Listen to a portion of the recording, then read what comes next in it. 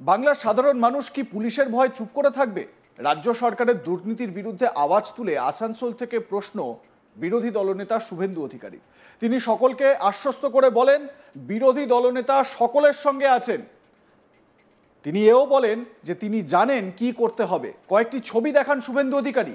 একই সঙ্গে বলেন, 1 মাস ধরে অনেক প্রমাণ গুছিয়ে রেখেছেন তিনি, আর এই প্রমাণ নিয়ে তিনি মাঠে নেমেছেন। কি বলেছেন তিনি শুনুন। ব্লিচিং ফিনাইল উত্তরপ্রদেশ থেকে নিয়ে এসেছে, যোগী আদিত্যনাথের কাছ থেকে নিয়ে এসেছে, তার সরকারের কাছ থেকে। আমরা পরিষ্কার করতে জানি, আমরা টেস্টেড এবং ট্রাস্টেড। এখানে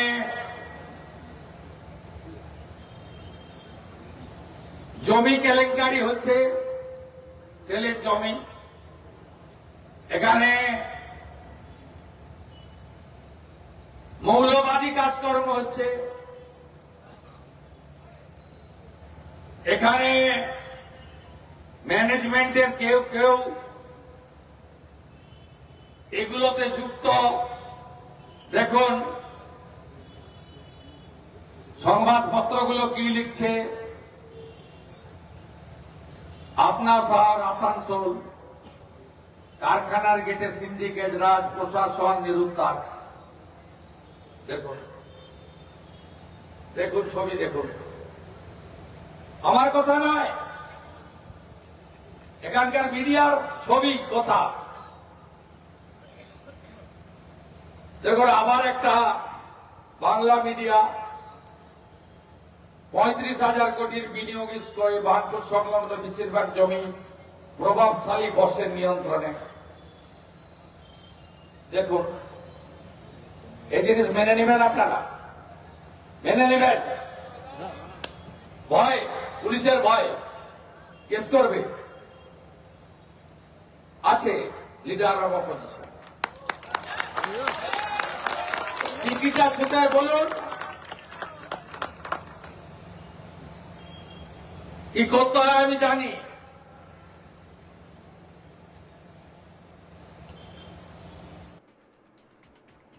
শুভেন্দু অধিকারী বলেন, তারা কোনো রকমের ফেভার চান না, কিন্তু তারা স্বচ্ছতা চান।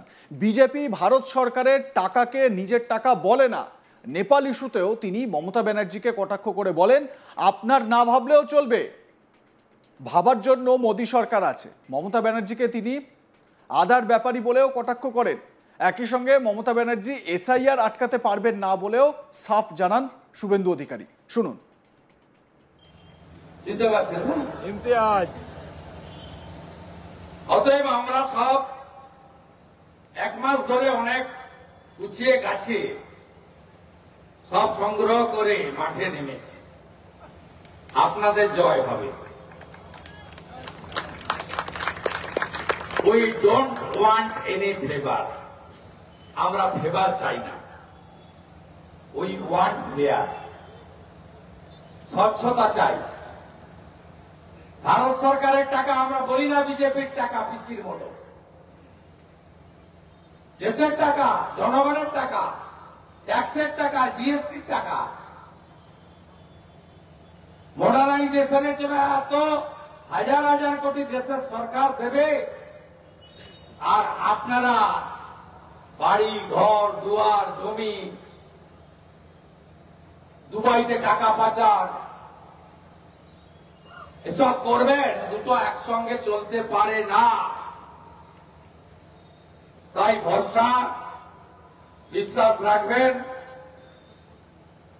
আজ 26-এ দাঁড়াবেন তো নাকি? এদের দাঁড়াবেন তো? মমতা ব্যানার্জি আজকে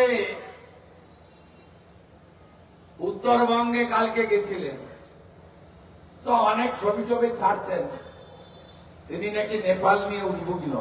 আরে আপনার না ভাবলেও হবে, দেশে শক্তিশালী প্রধানমন্ত্রী আছে নরেন্দ্র মোদী, পররাষ্ট্রমন্ত্রী আছে S Jaishankar, national security advisor আছে অজিত দোভাল।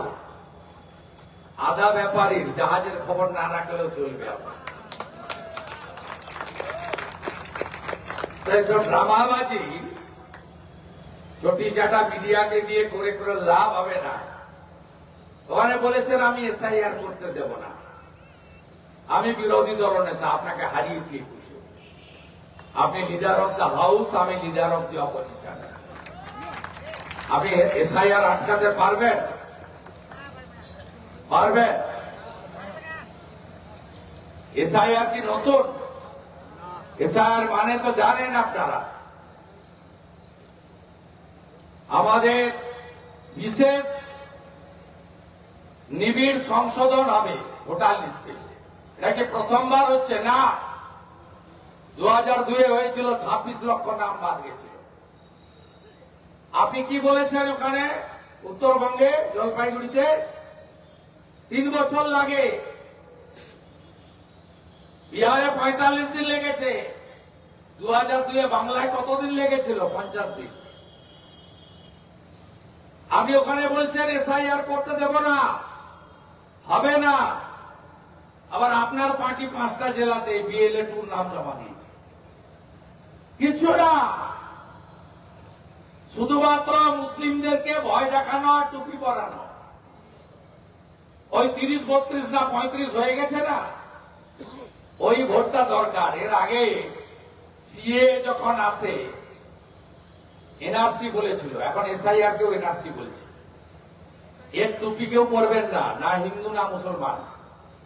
ভারতীয় মুসলমানের চিন্তা নেই, বাংলাদেশি মুসলমান রোহিঙ্গা একটাও থাকবে না ভোটার লিস্টে।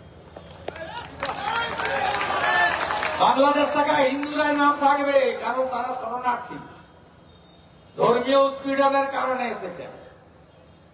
আর বাংলাদেশ থেকে আসা, অবৈধভাবে আসা, খালা মমতা ব্যানার্জি 550 কিলোমিটার জমি দেয়নি, বেড়া নাই খোলা, যে পারছে ঢুকছে। আসানসোল, রানীগঞ্জ এই এলাকা আগে এত ছিল, সব জমি কিনে নিচ্ছে ইমতিয়াজ বাবুরা, সব মার্কেট কিনে নিচ্ছে। আরো ছোট ছোট, আমি ওকে 2-3 বার বললাম, কারণ বলটা দরকার ছিল। আরো অনেক, অসংখ্য। আসানসোলের ত্রিবেণী মোড়ে শুভেন্দু অধিকারীর এই যে জনসভা, সেই জনসভায় প্রচুর মানুষকেও লক্ষ্য করা যায় এবং এই জনসভা থেকেই শুভেন্দু অধিকারী তিনি কাগজ দেখিয়ে বেশ কিছু নেতার নামও উল্লেখ করেন। শুভেন্দু অধিকারী এই সভা থেকেই বলেন যারা একসময় যাদের কাছে পয়সা ছিল না, বেশ কিছু উদাহরণ টানেন তিনি, তারা এখন কোটিপতি, তাদের কাছে বাড়ি রয়েছে, গাড়ি রয়েছে এবং তারা প্রচুর টাকা পয়সা করে নিয়েছে। শুভেন্দু অধিকারী বলেন যে মমতা বন্দ্যোপাধ্যায়ের নির্দেশে এবং ভাইপোর অনুপ্রেরণায় এখানে নাকি এই সমস্ত কাজ কারবার চলছে। একই সঙ্গে তিনি বলেন যে পাচারের সঙ্গে যুক্ত না হলে এখান থেকে নাকি এখানে তৃণমূলের কোনো নেতা তারা বড় হতে পারবে না। শুভেন্দু অধিকারী কাগজ দেখিয়ে বেশ কিছু নাম উল্লেখ করেন। একই সঙ্গে শুভেন্দু অধিকারী বিভিন্ন সময় বিভিন্ন ডেটা তুলে ধরেন, বিভিন্ন তথ্য তুলে ধরেন এবং তার মধ্যে বেশ কিছু অভিযোগও তিনি করেন। তো আপনাদের কি মনে হয় এই অভিযোগগুলোর সারবত্তা কতটা রয়েছে? আমাদের জানাতে ভুলবেন না। দেখতে থাকুন আজ তাক বাংলা, সাবস্ক্রাইব করুন আমাদের ইউটিউব চ্যানেলটি, বেল আইকন প্রেস করুন নোটিফিকেশন পেতে।